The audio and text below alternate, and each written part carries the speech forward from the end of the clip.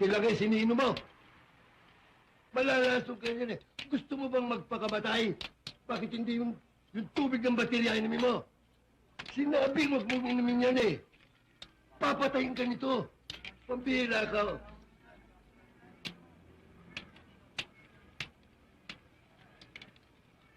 Anak to. Gusto mo bang makita ka ni Bultong? Inom ka ng alak sa oras ng trabaho. Pati ako mawawala ng trabaho dahil sa'yo.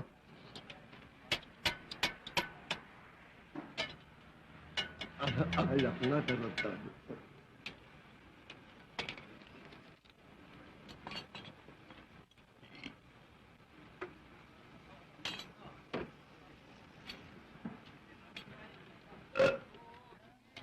Sarap ah.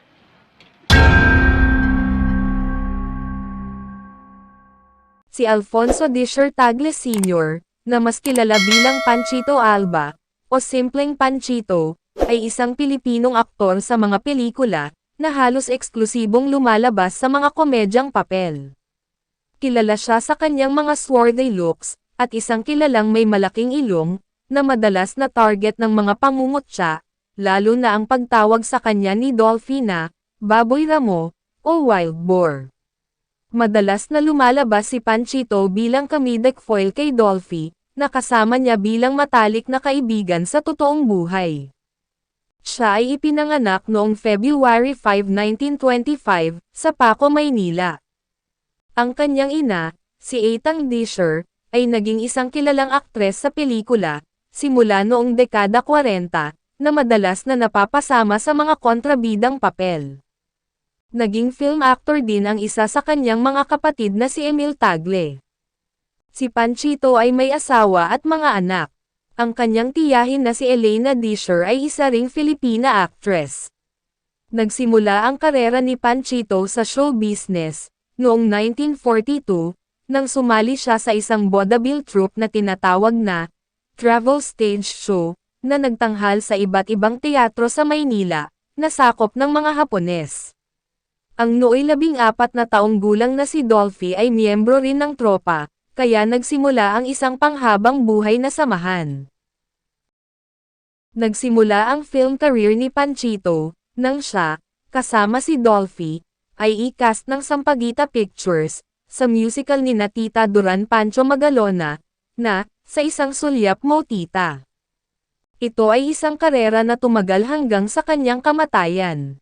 Noong 1955, ginawaran si Panchito ng FAMAS Best Supporting Actor Award, para sa kanyang pagganap sa Lupang Kayumanggi. Umunlad ang kanyang karera sa pelikula, sa kabila ng pagkakasangkot niya, sa isang insidente ng pambubugbog, noong 1964, sa Quezon City, na humantong sa paghahain ng isang kasong kriminal, laban sa kanya at ilang iba pa, para sa frustrated murder. Bagaman ang kaso laban sa kanya, di kalaunay na ibasura din.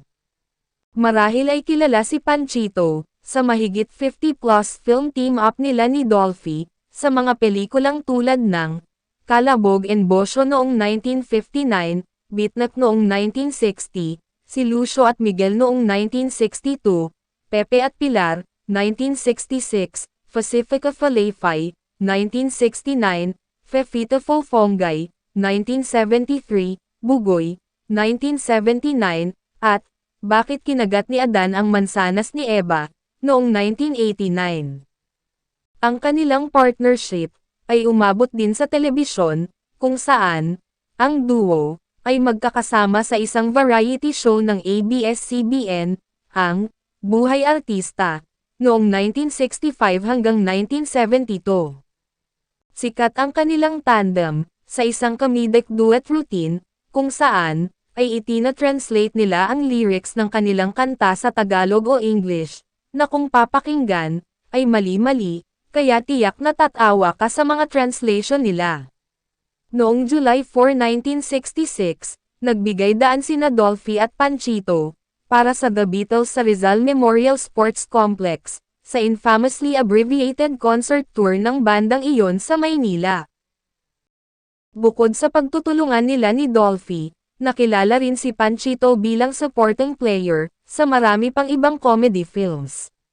Madalas siyang gumaganap bilang isang awtoridad tulad ng isang pulis, isang politiko, isang ama ng pamilya, at iba pa. Noong 1993, si Panchito ay nanirahan pansamantala sa Estados Unidos, upang magpagamot, matapos na masuri na may sakit siya na Parkinson's disease. Ang Parkinson's disease, o simpleng Parkinson's, ay isang chronic degenerative disorder ng central nervous system, na higit na nakakaapekto sa kanyang motor systems. Ang mga sintomas ay karaniwang lumalabas ng dahan-dahan, at habang lumalala ang sakit, ang mga sintomas na non-motor ay nagiging mas karaniwan. Ang mga maagang sintomas ay panginginig, paninigas ng ilang bahagi ng katawan, kabagalan ng paggalaw, at hirap sa paglalakad. Maaari ring magkaroon ng mga problema sa mga sistema ng pangunawa, pag-uugali, pagtulog, at pandama. Ang Parkinson's disease dementia ay nagiging karaniwan sa mga advanced na yugto ng sakit.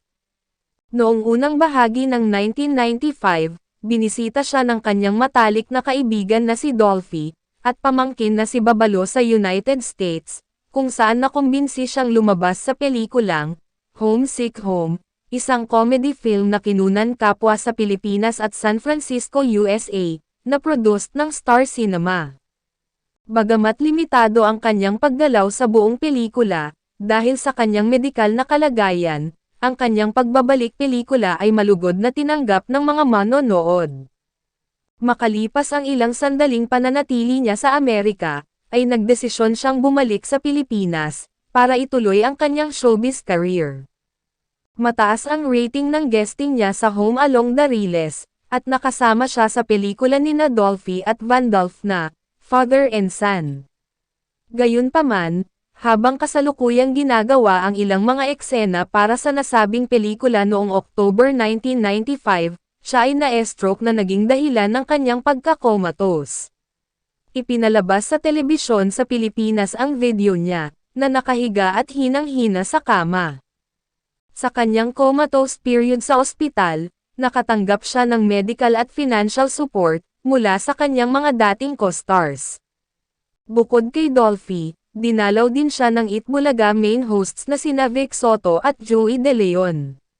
Namatay siya makalipas ang 2 buwan, noong December 18, 1995, sa edad na 70, 2 araw matapos ang kamatayan ni Bert Tawa Marcelo, at 2 buwan bago ang kanyang ika-71 kaarawan.